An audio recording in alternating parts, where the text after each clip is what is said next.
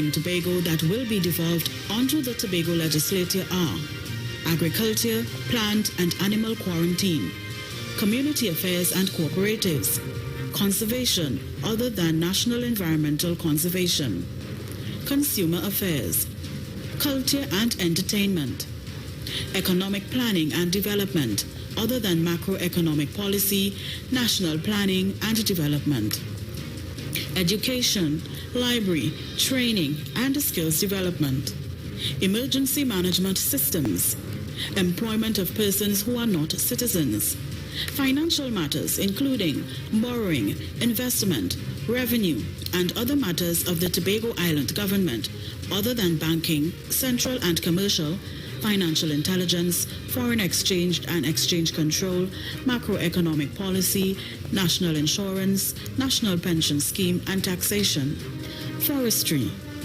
generation, supply and distribution of renewable energy, health and social services other than national pension, heritage and historical sites. All right. Trinidad and Tobago, I hope that you all have been listening. I hope that you all would have taken some notes. I'm going to bring in my brothers from Tobago to share their views, tell us what are their thoughts, and give us some clear demarcation on what is going on, how the people in Tobago feeling about this bill.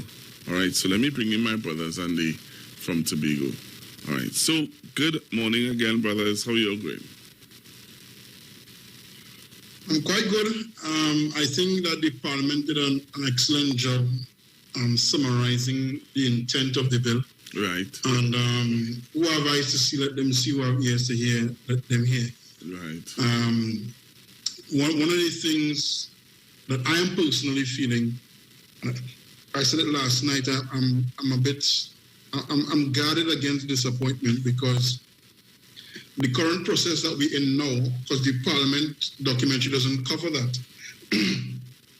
came at the end of consultation that started as far back as 2013. That is what I want. That is where I want the conversation to start. So just to give some context, and I know Kelvin, who did some research on the matter, would add in as well, because this started even before 2013. Wow. But I just want to start with the current process, which is to get where we are right now.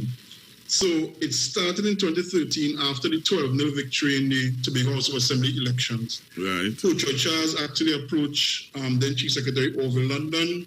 Hey, let's get together. The issue of autonomy for Tobago is long outstanding. Let's work together. And they formed the forum of political parties.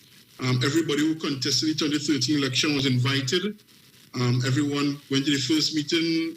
At the time, Ashwood Jack was the political leader of the TOP. He went to the first meeting and never returned. But what transpired after that, the records will show, it was the greatest amount of consultation and participation by Tobagonians, and Trinbagonians, as I should say, I dare say, on any matter for a very long time. It started off in Signal Hill. There was a major convention. There were probably over 120 hours of consultation, 6,000 people consulted, and all of it came down to a bill that was then voted on by Tobagonians again in Lowlands. It then went to the Tobago House of Assembly in 2016. Remember, it was 12-0 then still, so all the members were PNM, yes. But the bill went through such a rigorous process because Uchoi Charles was involved, Alan Richards, a former chief administrator, was involved. So many professionals were involved, past politicians, present politicians, and so on.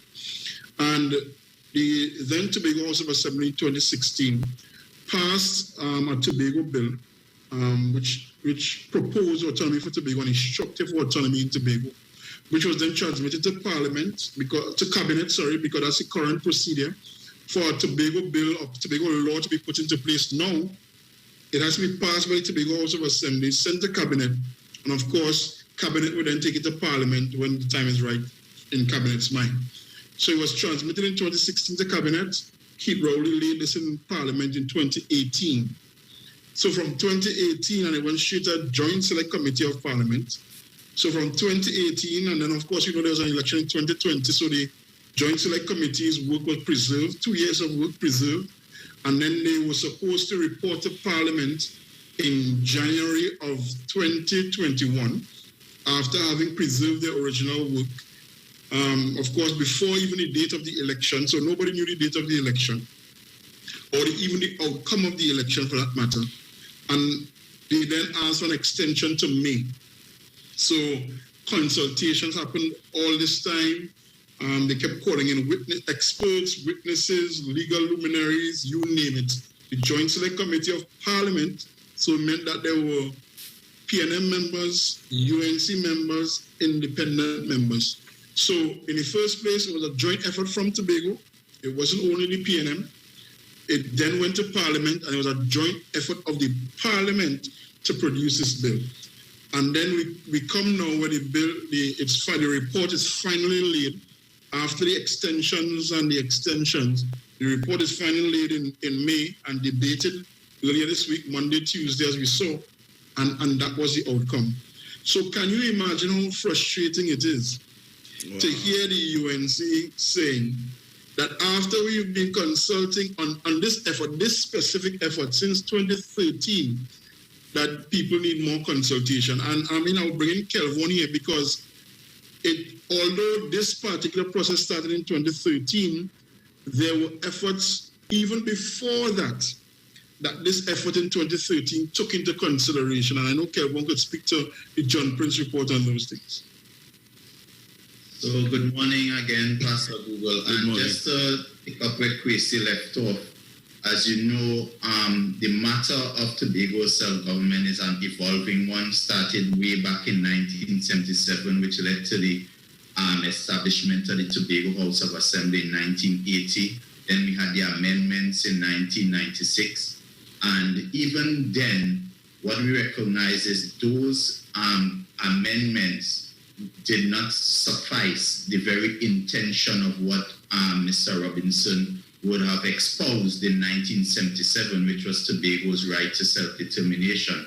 So the conversations continued, and it was Mr. Jack in 2007 who would have moved in the Tobago House of Assembly legislature a motion calling on all parties to come together to treat with this urgent matter of Tobago's internal self-government and their right to self-determination. And so that motion was approved resoundingly in the House, and the conversation started where we had the establishment of the John Prince Committee, and that committee would have consulted with Tobagonians far and wide, and it led to a final document that was approved in the Tobago House of Assembly and was forwarded to the then People's Partnership Government. And what is interesting is that that document that was forwarded to the People's Partnership Government, because they had an arrangement with Mr. Jack as the TOP leader, right, they would have disregarded that document that was sent, and instead they surreptitiously went ahead and created their own green paper. And that green paper had absolutely no consultation, no involvement of Tobagonians. So it is rather interesting that the very party that would have disregarded Tobago's voice and presented to the Parliament in 2013 a green paper trying to give Tobago something that no Tobagonian would have told them they wanted.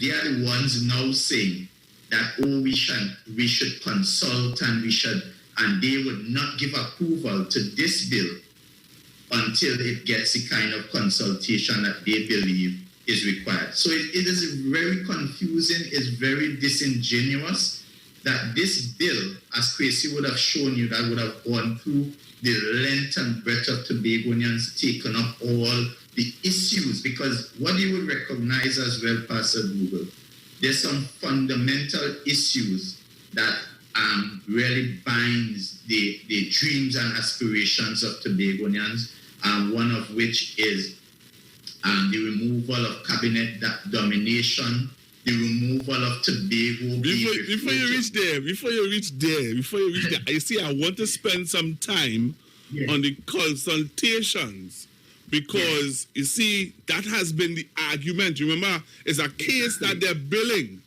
and the case that they are presenting to us in Trinidad, who may not have been following. Let's be being real with you. A lot of Trinidadians have not taken the time to follow. We wasn't following this thing properly.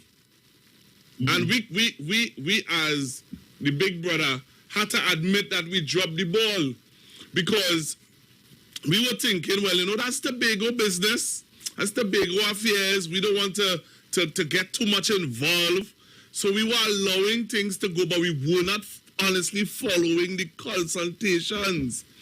Now, one thing that I wanted to get across to the listeners is what was the procedures in the consultations? I'm sure that you all would have been there. And how was it? What were some of the things? How was the discussion going? What was the build up to the discussion? That's what I want to lay the foundation on, because we could go on to talk about the bill, but the consultation of the bill means that what is in the bill is what you all asked for. So I just want to. So there are two sets of consultations that happen again in this process. The first set of consultations was done by the Forum of Political Leaders. That's between 2013 to 2016 period, where they covered 6,000 people over 120 hours and so on.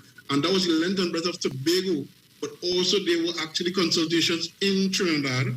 They encouraged written submissions. There were over 100 written submissions as well. So in total, it was exposed, as I said, there were 6,000 people. So this then went to the Joint Select Committee. Now, the Joint Select Committee of Parliament, they then began their own consultations from 2018. So I remember, because I'm the PRO of the Tobago Council of the PNM, I was able to sit around the table with the Forum of Political Leaders, and we actually went to Trinidad on 2 or 3 occasions before the Joint Select Committee. Ochoy Charles included, at the time Stanford Calendar. We had even a senior counsel with us. So we had a number of people with us, and we presented our case to the Joint Select Committee, because one of the things that the Forum of Political Leaders was very clear on is that we wanted to get some key outcomes for Tobago, and Kelvin kind of alluded to them. So we were always bringing the case for why we were proposing what we were proposing. So the proposal from Tobago, the Tobago end was 8%. We wanted a bicameral system, which had the People's House. We wanted our own Tobago Service Commission. There were a number of things that we were proposing. But to the credit of the Joint Select Committee, having listened to the Forum of Political Leaders, having done consultations in Tobago, in person, they did come to Tobago in person, and then they came afterwards with virtual consultations. They found mechanisms to achieve the key outcomes of the people of Tobago, sometimes in a different form or fashion to what we proposed. And Pastor Google, I want to always keep on the table those 6 key outcomes. 1, equality of status.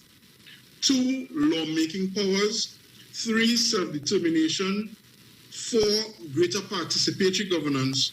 5, equality of opportunity. And 6, greater fiscal independence. So those are the 6 areas that the people of Tobago said, listen, we want whatever bill comes out. And I just want to go on a philosophical point for 1 second. If you were to ask everybody in Tobago, what does your dream home look like? Or your dream house look like? Nobody. Some people might want to be over Pirates Bay in a little log cabin. Some people might want to be down in the west in a villa overlooking it. Everybody will have a different idea. So it means then that we would all not agree totally on what the bill would look like, but we have to agree on what the key outcomes are. And those are the key outcomes that the bill, the intention of the people of Tobago. So sometimes they say, well, people don't know what they want. We may not agree on what the mechanism is to execute, But the people of Tobago spoke already and said, these are the things that we want. And something as simple as Kelvin spoke to equality of status. Tobago was made a ward of Trinidad and Tobago, and basically a ward of Trinidad. So there isn't that equality almost. Now we have, and I think the Attorney General did a good job in Parliament, speaking to the fact that the bill clearly says Tobago shall no longer be considered a ward. Yes. The position of the Tobago legislature is elevated. The Chief Secretary now consults directly with the President. So all of these things now are in that bill. So what does that mean? It ensures equality of status. Right. Before you say anything, I'm going for a break. I want people to sink in this a little more. And I want people to share the live. Yeah. And this is getting very interesting. And I want you to just highlight, when we come back, I want you to highlight a little more on some of the points that you said were brought up in the consultation. What were the views? And just as you were saying, everybody will have different ways of how they want their House bill. But I want to hear we would have had a majority view on certain specific things. When we come back, I want us to delve into that and get the people mind thinking. We need to hear the truth. And we're getting the truth here this morning from our two young, brilliant men from Tobago, Kelvin and Mr. Davis. We're going to have them continue to give us the information that we need to have here in Trinidad and Tobago. So we come back after this break. Trinidad and Tobago, don't touch your dial. Stick and stay. Share the live. Share the live. Share the live. We're going to continue giving you the best information right here.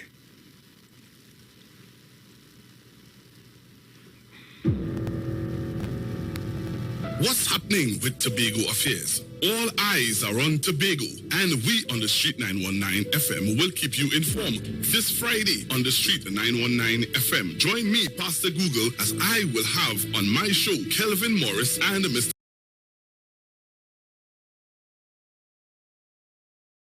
Kwesi Devines.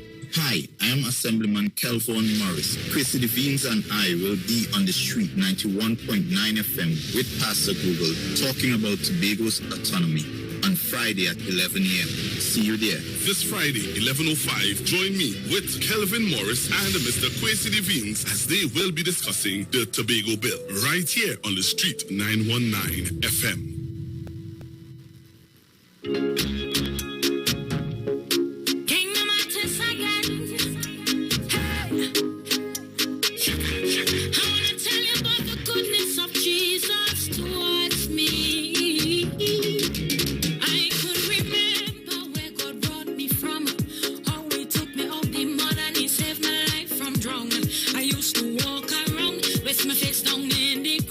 Depression was my drug.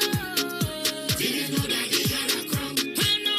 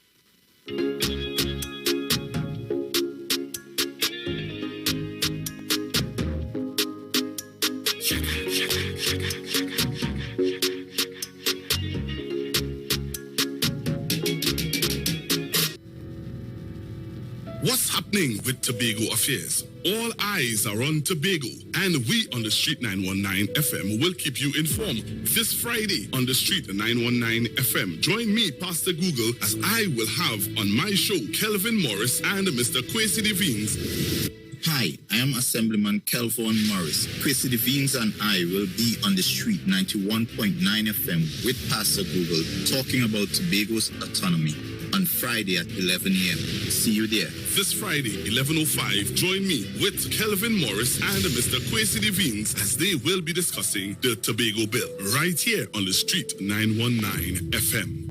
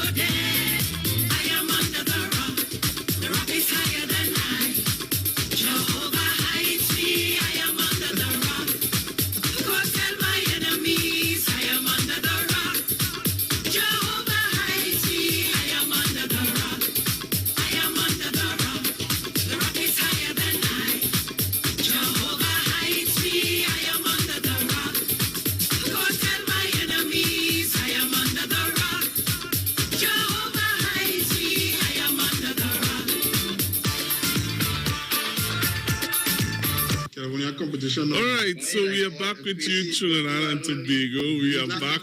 We are back, Trinidad and Tobago. We are back with you live. You can't show off again, eh, brother? I take this studio down Maracas.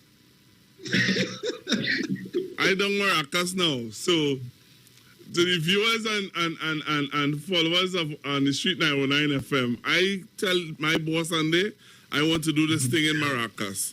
Yeah, because you're only showing off it only nice to make a background. There. You have a nice background, yeah. Oh, boy. Right? We have a nice background too. We Maracas. I went over the hill. Beach is looking brand nice. It's one ocean and all of the Caribbean Sea. So we want to tell people that this conversation is going to be continuing on Monday. All right? On Monday, we're going to be continuing this conversation because we want to maximize on information. We want to make sure that our people are informed. You see, when you are informed, you can make a proper informed decision. All right? Too much misinformation is out there, especially where the consultations are concerned and what was proposed in the consultations. So Pastor Google, and you see what has happened oftentimes when persons want to create mischief, what they'll do is conflate and throw a lot of different things into the conversation all at the same time to confuse persons. So it also allows persons to get kind of disillusioned and just get turned off when you're hearing all these different information. But it's important that we talk about the consultations. Kwesi would have spoken about what transpired from 2013 up to 2016 when we discussed the Tobago's position, how we arrived at the Tobago's position in terms of having all these consultations across the island under the banner of a forum of Tobago political parties, and that meant all the political institutions on the island would have said, this matter of Tobago's autonomy is not a political matter per se in terms of party matter, but it's a people matter. It's a matter that affects and treats with all of Tobago. Right. So on this issue, we need to throw away the party hats, the party colors, and we need to come together and talk to Tobago in a real and genuine way. And of course, as you would have indicated, there were differing opinions. There were persons who would have said, we wanted a federal-like system. Okay. There were persons who were 50% of the budget. There are persons who believe there are resources out in the waters they believe are closer to Tobago, and they're saying, well, let us split Trinidad and Tobago down the middle and let me see who are the more resources, let me see where the oil reserves lie. Because, one of the real topics, and is something embedded in every Tobagonian, is where for a long time the conversation has been carried to suggest Tobago and Tobagonians are leeches on the economy of Trinidad and Tobago. Yes, all they do is come and beg for money. And in the Tobago space, we are saying, but when we look at the map, a lot of the oil deposits, the energy deposits and resources seem to be very close to Tobago, which would mean that Tobago, rather than leeches, Tobago actually is a significant contributor to the energy wealth of the entire country that is Trinidad and Tobago. So those discussions would have happened, those discussions would have been interrogated, and therefore we would have come together with fundamental positions as Kwesi would have outlined.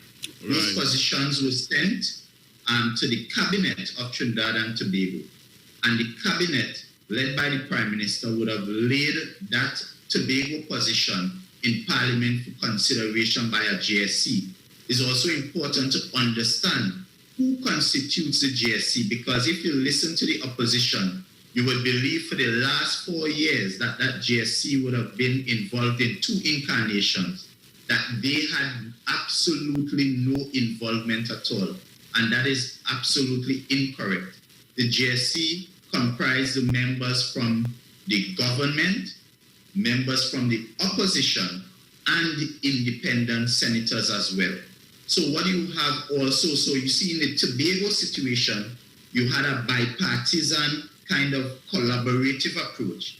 And in the Parliament position, it was also bipartisan, involving all the members of the House, both independent, opposition, and the government.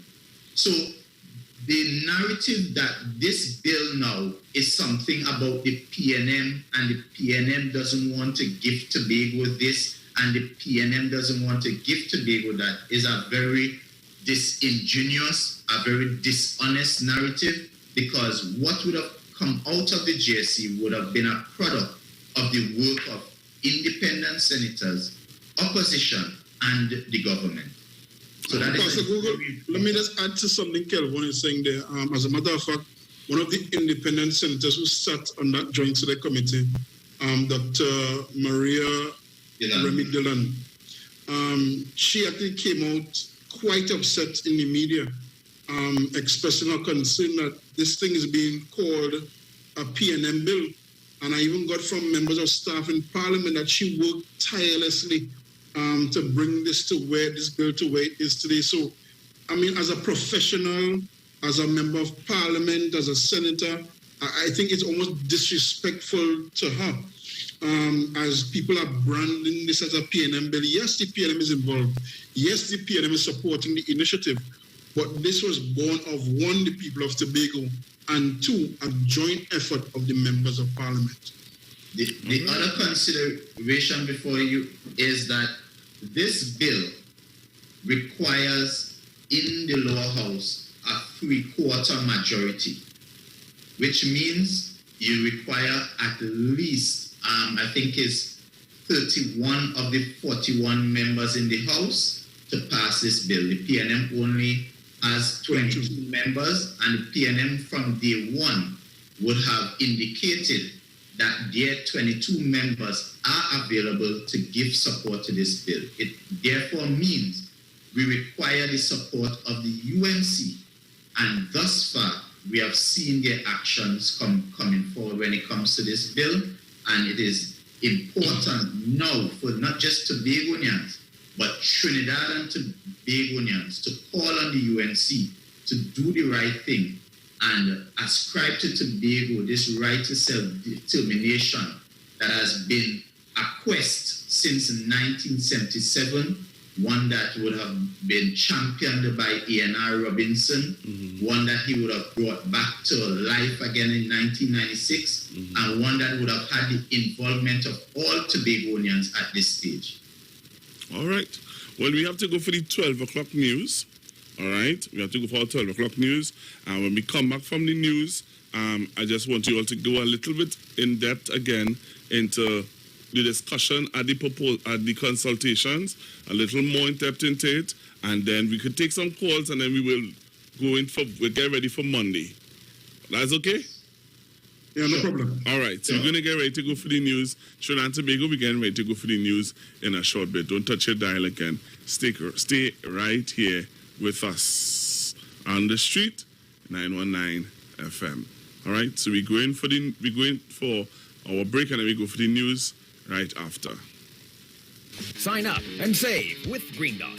When you subscribe to any of our broadband packages, you get 30% off the installation fee, allowing you to stream your favorite shows on any of your devices. Update your social media accounts and connect with friends and family. Stay on top of the class with online learning sessions, or keep your team in the loop with virtual meetings, all at an affordable price. This is a limited time offer, so don't wait. Call 224-GDOT today to sign up and save with Green Dot, improving and simplifying lives.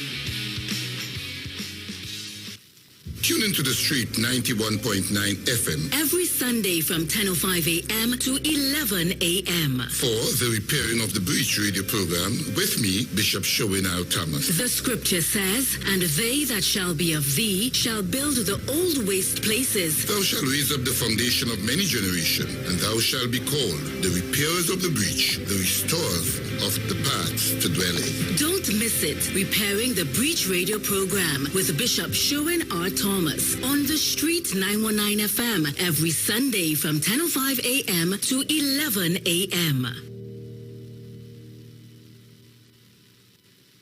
Your experience while you were in Australia, since you started taking the Excel, something changed. Tell us about that experience. I have a bad shoulder from wear and tear. Yeah. So I was taking an injection every 3 months to play each tournament. Yeah. And since I started taking the Omega, I haven't took the injection since. I'm feeling a big difference within my body. Yeah. It's something I have to take. It becomes a part of me now. Yeah. So I take it every day. Who wants to deal with pain? Now I don't have to because of Omega XL.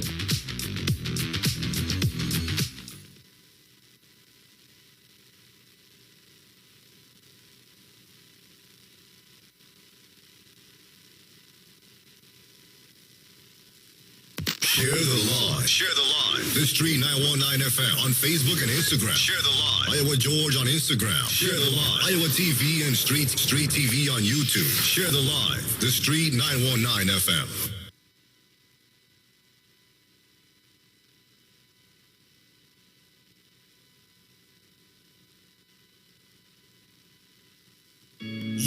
Yo, this is a Big Mike, not the mass man, the health man. Are you one of the 40 million people suffering with joint issues like rheumatoid arthritis or osteoarthritis? Well, you are listening to the right ad. You have the ailment, we have the remedy. Call us now on 288-8301 or 346-2612. Don't forget to tune in right here on the Street 919 FM every Wednesday from 10:05 a.m. Performance, People Talk. Share the live. Share the live. The Street 919 FM on Facebook and Instagram. Share the live. Iowa George on Instagram. Share the live. Iowa TV and Street TV on YouTube. Share the live. The Street 919 FM. News from the Street, 919fm.com. Here's what's happening.